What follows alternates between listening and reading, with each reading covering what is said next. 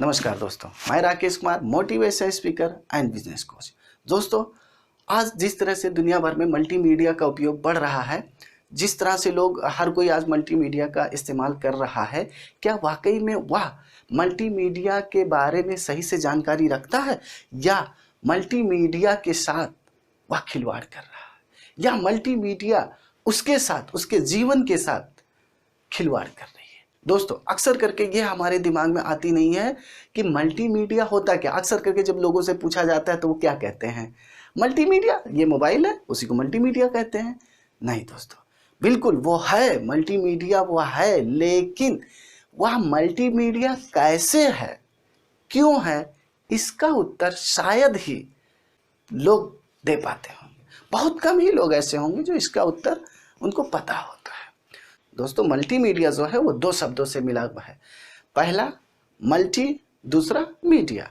Multi का मतलब बहुत और मीडिया का मतलब पैकेज या एलिमेंट्स। दोस्तों, वह मीडिया जिसमें एक से ज़्यादा पैकेज हो, एलिमेंट्स हो, जैसे वह टेक्स्ट हो सकता है, ऑडियो हो सकता है, वीडियो हो सकता है, इमेज हो सकता है और एनिमेशन हो सकते हैं। इससे पहले हमको यह समझना पड़ेगा कि कम्युनिकेशन क्या है। कम्युनिकेशन को सीधे तौर से अगर बोला जाए तो कम्युनिकेशन आपके विचारों, भावनाओं एवं सूचनाओं के आदान प्रदान की एक प्रक्रिया है। इसी को हम कम्युनिकेशन कहते हैं। अब चूंकि हम आदान प्रदान कर रहे हैं भावनाओं का, विचारों का, इंफॉर्मेशन या सूचनाओं का, अगर हम सूचनाओं का आदान प्रदान कर रहे हैं तो यहाँ बात यह आ जाती है कि फिर कम्युनिकेशन होते कितने प्रकार के हैं। दोस्तों, यहाँ जो कम्युनिकेशन भी जो जिस प्रकार है, जितने भी जो प्रकार बताए जाते हैं वह डिपेंड करता है नंबर ऑफ रिसीवर्स कितने हैं, या बोल सकते हैं ऑडियंस कितने हैं। दोस्तों, बेसिकली कम्युनिकेशन को चार भागों में डिवाइड किया जा सकता है, या यूँ कहें कि कम्युनिकेशन चार प्रकार के होते हैं। पहला इंट्रापर्सनल कम्युनिकेशन। इंट्रापर्सनल कम्युनिकेशन वह कम्युनिकेशन होता है जब हम खुद से बात कर रहे हो, मतलब जब इंसान खुद, क्या होता है कभी कभी हम किसी परिस्थिति में गुम हो जाते हैं, कभी कभी खुद से जब कोई चीज़ें हमारे साथ होती हैं तो हम खुद से बोलते हैं, खुद से बात करते हैं, खुद उससे क्या होता है हमारी जो हम खुद से अपने आप को मैनेज करते हैं। तो इस प्रकार की जो संचार प्रक्रिया है वह इंट्रापर्सनल संचार कहलाता है या इंट्रापर्सनल कम्युनिकेशन कहलाता है। ये पहला प्रकार हो गया। दूसरे प्रकार का जो संचार है वह होता है इंटरपर्सनल कम्युनिकेशन, मतलब जहां पर कम से कम दो लोग आपस में बात कर रहे हो, दो व्यक्ति आपस में बात कर रहे हो, तो इस प्रकार के कम्युनिकेशन को हम इंटरपर्सनल कम्युनिकेशन कहते हैं।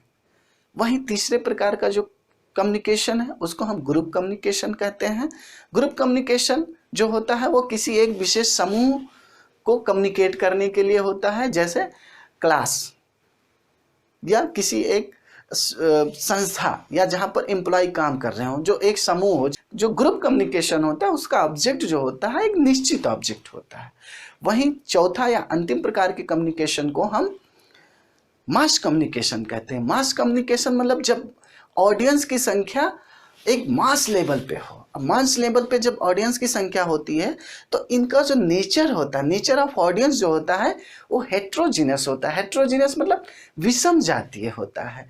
तो विषम जातीय जब नेचर होता है तो वहाँ पर हम एक चीज़ का ध्यान देते हैं कि ऐसा कौन सा माध्यम अपनाया जाए जहाँ, क्योंकि हो सकता है उसमें जो बड़ी मास ऑडियंस होती है, जो बहुत बड़ी संख्या में होता है, तो उसमें हो सकता है कुछ कम पढ़े लिखे भी हो सकते हैं, ज़्यादा पढ़े लिखे भी हो सकते हैं। हो सकता है कुछ लोगों को सुनने में समस्या हो, कुछ लोगों को बोलने में भी समस्या हो, कुछ लोगों को देखने में समस्या हो। तो अलग अलग प्रकार की समस्याएं हो सकती हैं, क्योंकि वो जो मास होता है वो विषम जातीय होता है। इसी को हम बोल सकते हैं इंग्लिश में हेट्रोजीनस या हेट्रोजीनियस। अब चूंकि हम यहाँ बात करेंगे मल्टीमीडिया, तो दोस्तों मल्टीमीडिया जो होता है वह, उसका उद्देश्य ही होता है कि सूचनाओं को किसी भी फॉर्म में आप तक पहुंचाकर और आपको प्रभावित किया जाए। जैसे हमने पहले ही बता दिया कि मल्टीमीडिया में कई एलिमेंट्स एक साथ पाए जाने का गुण होता है। देखिए, मल्टीमीडिया का इस्तेमाल सिर्फ और सिर्फ कम्युनिकेशन के एक सेक्शन में नहीं किया जाता है, अक्सर करके नहीं कर सकते हैं या हम मान के चल सकते हैं, वह है इंट्रापर्सनल कम्युनिकेशन। क्योंकि इंट्रापर्सनल कम्युनिकेशन के लिए हम स्व से बात करते हैं, हमारा नेचर भी खुद होता है, वो अलग ऑडियंस नहीं होता, हम सेंडर भी होते हैं हमें और रिसीवर भी होते हैं जो हमारे माइंड में चल रही होती है। तो यहाँ पर हम किसी भी प्रकार के अलग से बाहरी एक्सटर्नल मीडियम की ज़रूरत नहीं पड़ती है, मीडियम का एहसास नहीं होता है। लेकिन वहीं अगर हम इंटरपर्सनल कम्युनिकेशन की बात करें तो यहाँ भी सामने वाले का नेचर, जो सामने जो ऑडियंस है जो आपसे बात कर रहा है, उसका नेचर भी अलग हो सकता है। जैसे हो सकता है आप जिससे बात कर रहे हो या जिससे बात करना चाह रहे हो वह कम पढ़ा लिखा हो सकता है, ज़्यादा पढ़ा लिखा हो सकता है, या उसको सुनने में समस्या आ रही हो, या हो सकता है उसके देखने में समस्या हो, या और भी कई प्रकार की समस्याएं हो सकती हैं। तो इसके लिए भी वहाँ हम एक ऐसे माध्यम का इस्तेमाल करते हैं जो उसको हमारी बातों को आसानी से पहुंचा दे और वह इफेक्टेड हो। तो इस तरह के माध्यम हम वहाँ अपनाते हैं। ये अक्सर करके हम यहाँ मोबाइल का भी इस्तेमाल करते हैं।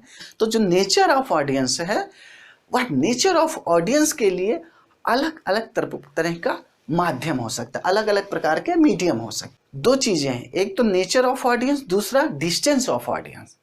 तो यहाँ डिपेंड ये करता है कि आपका ऑडियंस का नेचर कैसे है। अगर आपको एक बार आपके ऑडियंस का नेचर पता चल जाए तो ज़रूरी नहीं आप वहाँ खाली मल्टीमीडिया का ही इस्तेमाल करें, आप रेडियो का भी इस्तेमाल कर सकते हैं, आप टेलीविज़न का भी इस्तेमाल कर सकते हैं, आप और बहुत से माध्यम है जिसका इस्तेमाल कर सकते हैं। बस आपको पता चल जाए कि हमारे ऑडियंस का नेचर क्या है, हमारी ऑडियंस को क्या पसंद है और हमारी ऑडियंस कितनी डिस्टेंस पे हमसे है।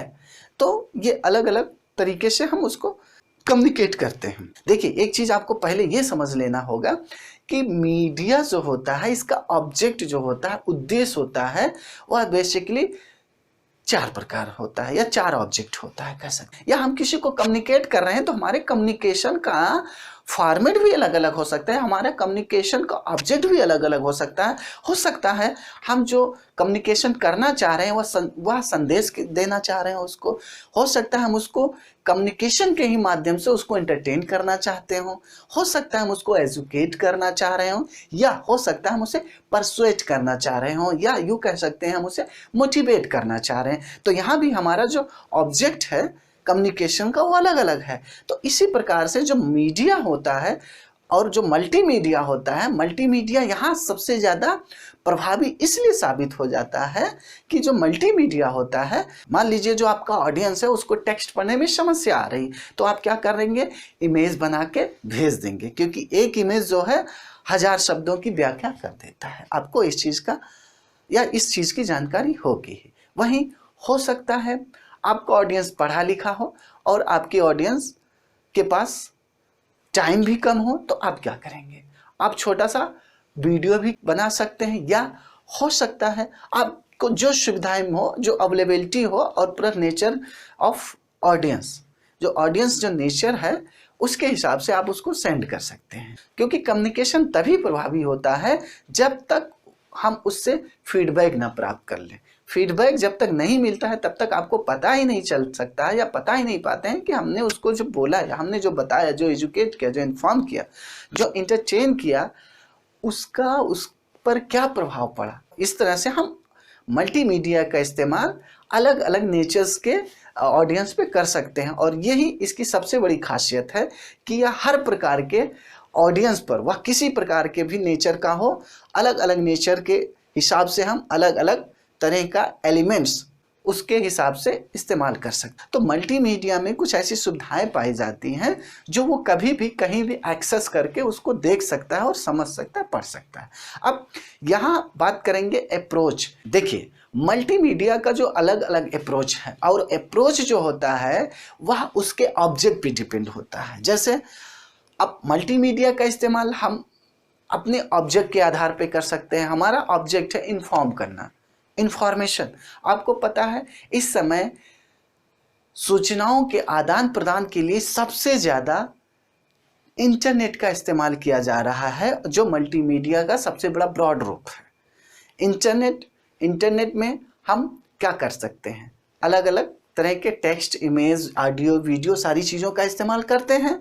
तो यह अप्रोच यह बताता है कि अगर आपको संदेश भेजना है, किसी को प्रभावित करना है, तो उसके लिए आप मल्टीमीडिया का इस्तेमाल करते हैं। तो यह जो वर्ग है वो सूचनाओं के अप्रोच की बात करता है। ये जो ग्रुप है वो सूचनाओं की बात करता है। सूचनाएं मतलब वह किस फॉर्म में किसको देना चाह रहा है, वो आप तक पहुंच रहा नहीं पहुंच रहा, तो ये सारी चीज़ें डिपेंड करती हैं। मल्टीमीडिया का दूसरा जो ऑब्जेक्ट है वो एजुकेशनल अप्रोच से भी हो सकता है।